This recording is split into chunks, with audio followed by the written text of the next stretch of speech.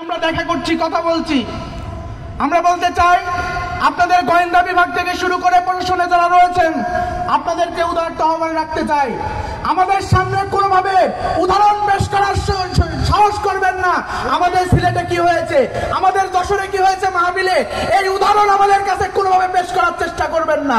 উদারত আহ্বান রাখতে চাই, আমাদের এই সমাজ কল্যাণ পরিষদকে সহযোগিতা করুন। যদি সহযোগিতা করতে না পারেন তাহলে কথা বলে দিন, আমরা সহযোগিতা করতে পারবো না। আমরা কোনো প্রশাসন ছিল না, কোনো দল ছিল না, কেবলমাত্র ছাত্রদের শক্তির উপর ভিত্তি করে সারা বাংলাদেশ ইসলামী ছাত্র শিবির দেখিয়ে দিয়েছে একটি প্রতিষ্ঠিত ফ্যাসিবাদকে কিভাবে উৎখাত করতে হয়। সুতরাং আমরা পরিষ্কার ভাষায় বলছি, কোনো বিশৃঙ্খলা করার চেষ্টা করা যাবে না।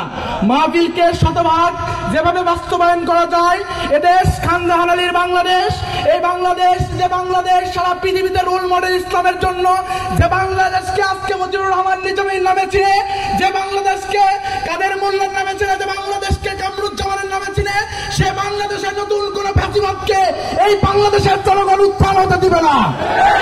সুতরাং ইসলামের এই বিস্তৃতি বাতিল শক্তি সব সময় ভয় পেয়েছে।